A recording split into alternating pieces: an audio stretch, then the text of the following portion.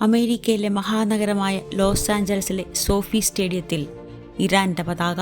ലോകകപ്പ് ഗ്രൂപ്പ് ജിയിൽ ന്യൂസിലൻഡിനെതിരെ ഇറാൻ കളിക്കാനിറങ്ങിയപ്പോൾ കാൽപന്ത് കളി രാഷ്ട്രീയത്തിന്റെ അതിരുകളെ മാറ്റിമറിക്കുന്ന ഒരു കാഴ്ചയ്ക്കാണ് ലോകം സാക്ഷ്യം വഹിച്ചത്.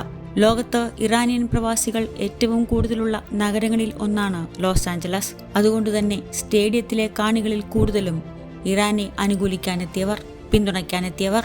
ലോകത്തെ തന്നെ നൊമ്പരപ്പെടുത്തിയ ഓർമ്മയായി മാറിയ മിനാബിലെ സ്കൂൾ കുട്ടികളെ ഓർമ്മിപ്പിക്കാൻ ഇറാൻ ടീം മറന്നില്ല. ന്യൂസിലൻഡിനെതിരെ അവർ പൊരുതി കളിച്ചു. സ്റ്റേഡിയത്തിലെത്തിയവർ ഇറാൻ ടീമിനെ പിന്തുണച്ചപ്പോൾ സ്റ്റേഡിയത്തിന് പുറത്ത് ചെറിയൊരു വിഭാഗം ഇറാനിലെ ഭരണകൂടത്തിനെതിരായ പ്രതിഷേധ സ്വരമുയർത്തി. അക്രമ സംഭവങ്ങൾ ഉണ്ടാകുമോ, സംഘർഷങ്ങൾ ഉണ്ടാകുമോ എന്ന ആശങ്കയ്ക്കൊന്നും പക്ഷേ ഇടമുണ്ടായില്ല. കാര്യങ്ങൾ നന്നായി പോയി.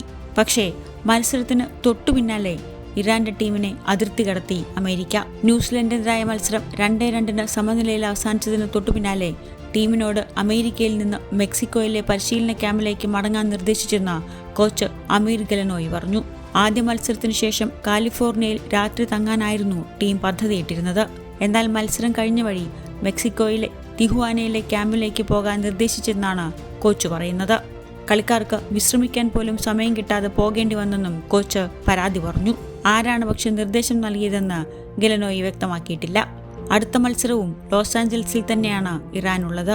21-ാം തീയതി ബെൽജിയത്തിനെതിരെ. അന്നും ആ സ്റ്റേഡിയത്തിൽ ഇറാനു വേണ്ടിയുള്ള കയ്യടികളും ആർപ്പുവിളികളും മുഴങ്ങുമെന്നുറപ്പ്.